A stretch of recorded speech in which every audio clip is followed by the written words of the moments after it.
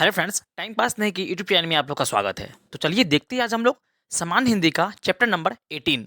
इससे पहले मैंने चैप्टर 1 से लेके चैप्टर 17 तक के सबसे सिलेक्टेड और सबसे महत्वपूर्ण टॉपिक को पढ़ा चुका हूँ।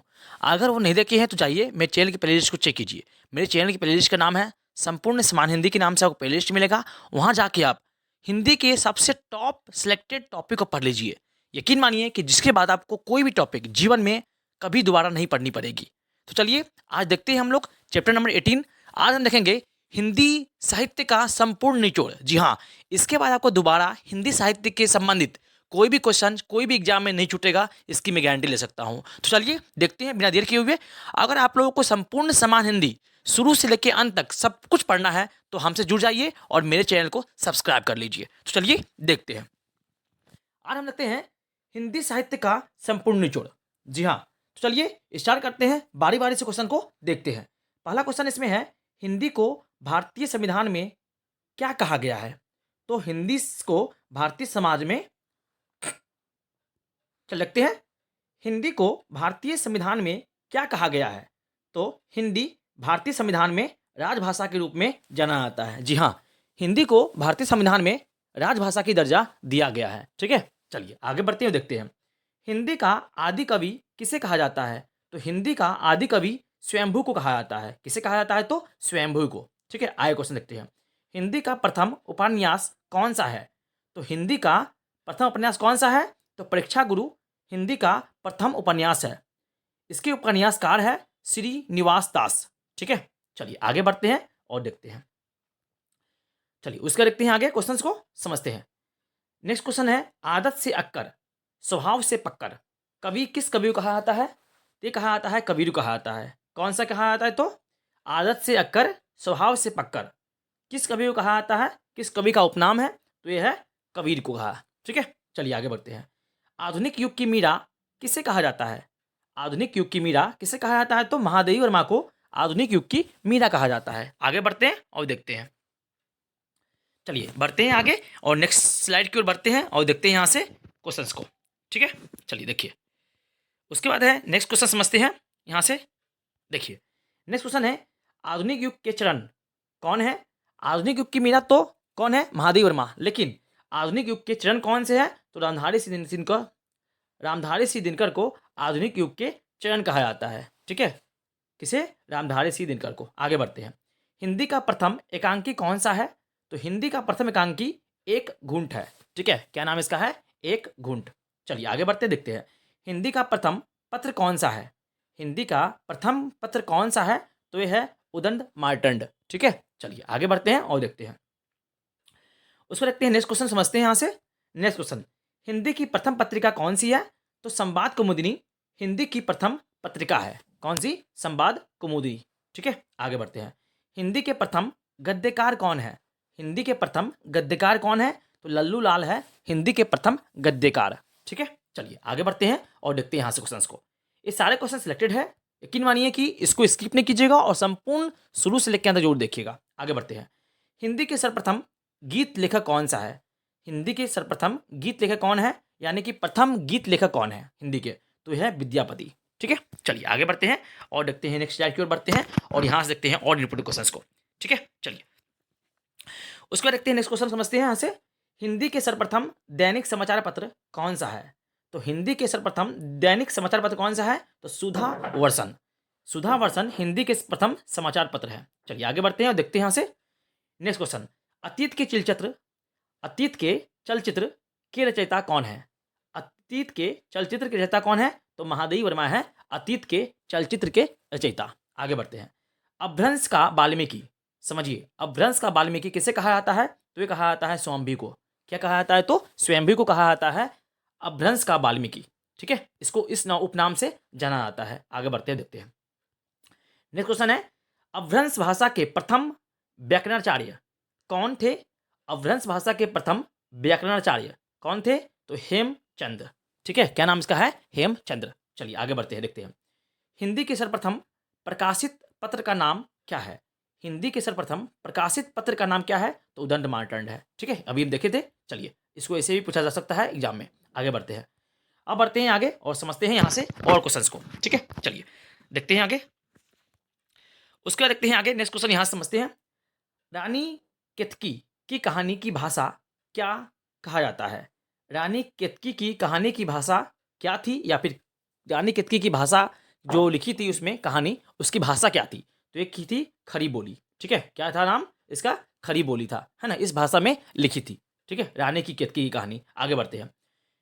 इंदु पत्रिका के संपादक कौन है? इंदु पत्रिका के संपादक कौन है? तो अंबिका प्रसाद गुप्त। क्या नाम इसका है? अंबिका प्रसाद गुप्त है इंदु पत्रिका के संपादक। आगे बढ़ते हैं, देखते हैं। नेक्स्ट क्वेश्चन समझते हैं यहां से। अपभ्रंश के कृष्ण काव्य के प्रणेता कौन है? अपभ्रंश में कृष्ण काव्य के प्रणेता कौन है? तो यह है पुष्पदंत। क्या नाम है इसका? है पुष्पदंत है अपभ्रंश में कृष्ण काव्य के प्रणेता। आगे बढ़ते हैं। तितली किसकी रचना है? तो तितली है जयशंकर प्रसाद की रचना है, ठीक है, तितली। चलिए आगे बढ़ते हैं और देखते हैं। नेक्स्ट क्वेश्चन है, अमीर खुसरो ने किसके विकास में अग्रणी भूमिका निभाई है? अमीर खुसरो ने किसके विकास में अग्रणी भूमिका निभाई है? तो खड़ी बोली के विकास में अमीर खुसरो ने अपनी महत्वपूर्ण भूमिका निभाई है, ठीक है। चलिए आगे बढ़ते हैं और देखते हैं। अब बढ़ते हैं आगे और समझते हैं यहाँ से और क्वेश्चंस को, ठीक है। चलिए देखते हैं। नेक्स्ट क्वेश्चन है, अमीर खुसरो ने जिन मुकरियों, पहेलियों और सुखनों की रचना की है उसकी मुख्य भाषा क्या है? तो वो है खड़ी बोली है, ठीक है। चलिए आगे बढ़ते देखते हैं। अब देखते हैं यहाँ से क्वेश्चंस को। प्रेमचंद के अधूरे उपन्यास का नाम क्या है? प्रेमचंद का एक उपन्यास क्या है? अधूरा है, उसका नाम क्या है? मंगलसूत्र। जी हाँ, यह उपन्यास प्रेमचंद का अधूरा उपन्यास है। चलिए, ये भी क्वेश्चन पूछा गया था। चलिए आगे बढ़ते हैं। हिंदी गद्य का जन्मदाता किसे माना जाता है? हिंदी गद्य का जन्मदाता किसे माना जाता है? तो भारतेंदु हरिश्चंद्र को माना जाता है। किसका? तो हिंदी गद्य का जन्मदाता। आगे बढ़ते हैं। अब समझते हैं यहाँ से नेक्स्ट क्वेश्चन समझते हैं। अवधि भाषा के सर्वाधिक लोकप्रिय महाकाव्य का नाम क्या है? अवधि भाषा के सर्वाधिक लोकप्रिय महाकाव्य का नाम क्या है? तो रामचरितमानस, ठीक है। आगे बढ़ते हैं। अशोक के फूल निबंध संग्रह है, इसके रचयिता कौन है? तो हजारी प्रसाद द्विवेदी, ठीक है। अशोक के फूल के निबंध है एक, उसके रचयिता है, यानी कि रचनाकार है। चलिए आगे बढ़ते हैं और देखते हैं। अब देखते हैं आगे, यहाँ से समझते हैं क्वेश्चंस को। चलिए देखते हैं, आगे बढ़िए। देखिए, अष्टछाप के सर्वप्रथम भक्त कवि कौन है? अष्टछाप के सर्वप्रथम भक्त कवि कौन है? तो ये है सूरदास। आगे बढ़ते देखते हैं। साकेत के रचनाकार का नाम लिखिए। साकेत किसकी रचना है? तो ये है मैथिली शरणगुप्त की रचना है साकेत, ठीक है। आगे बढ़ते हैं और देखते हैं। चलिए यहाँ देखते हैं आगे। आंसू जो एक काव्य है के रचयिता कौन है? तो जयशंकर प्रसाद है। किसके? आंसू काव्य के रचयिता। आगे बढ़ते हैं।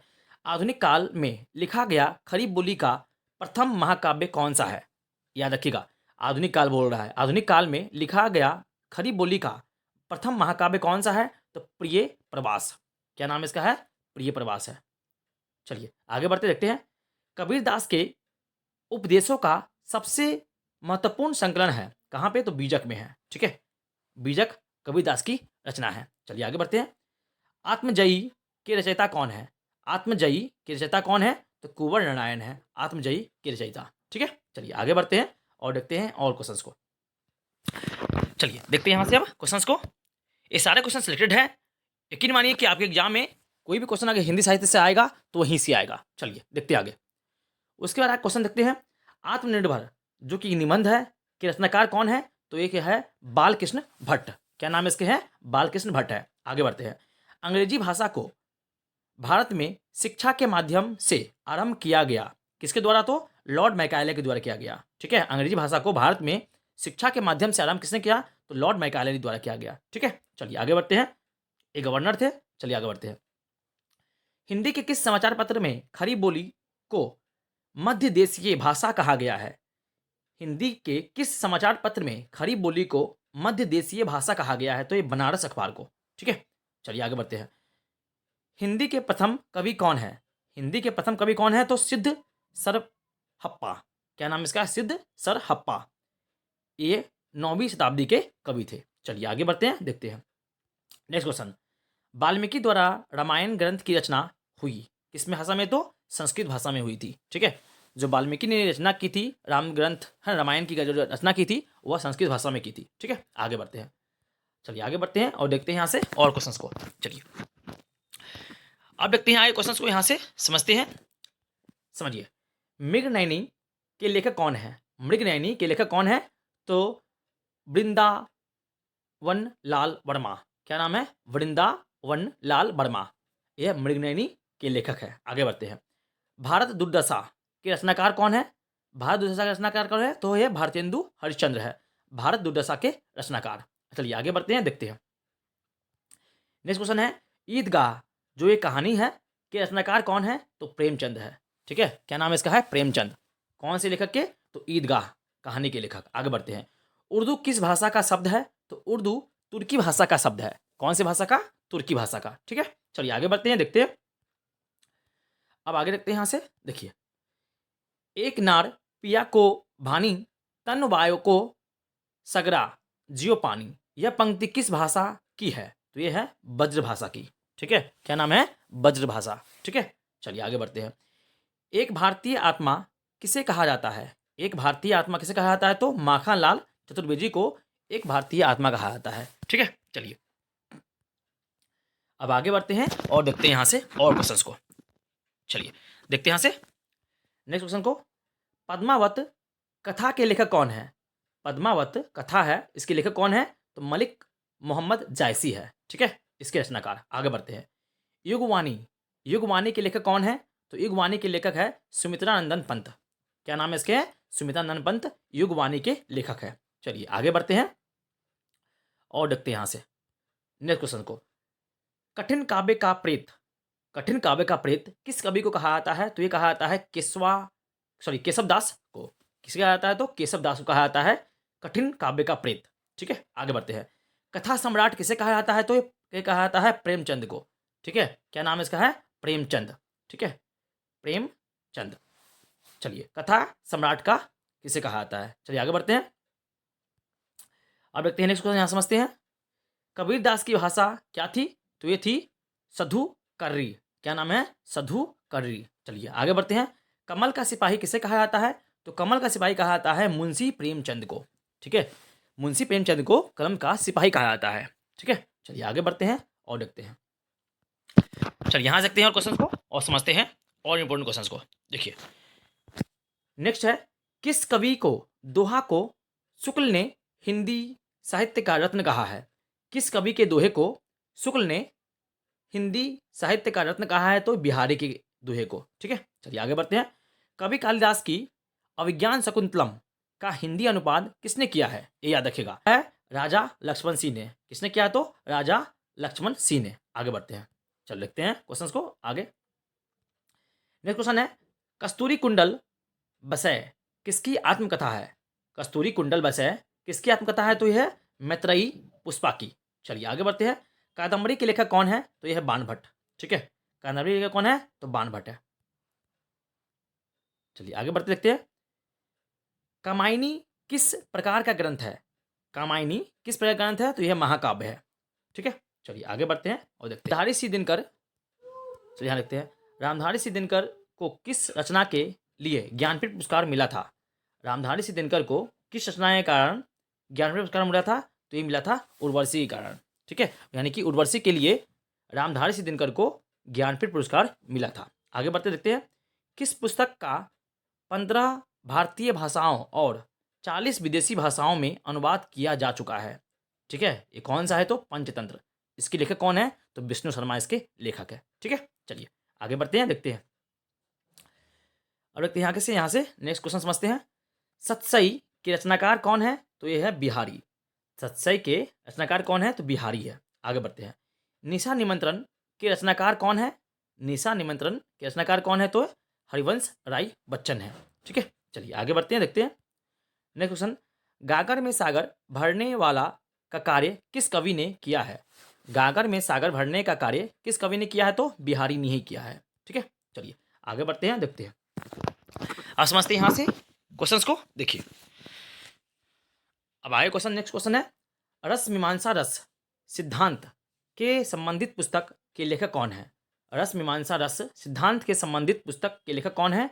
तो आचार्य रामचंद्र शुक्ल है। ठीक है, चलिए आगे बढ़ते हैं।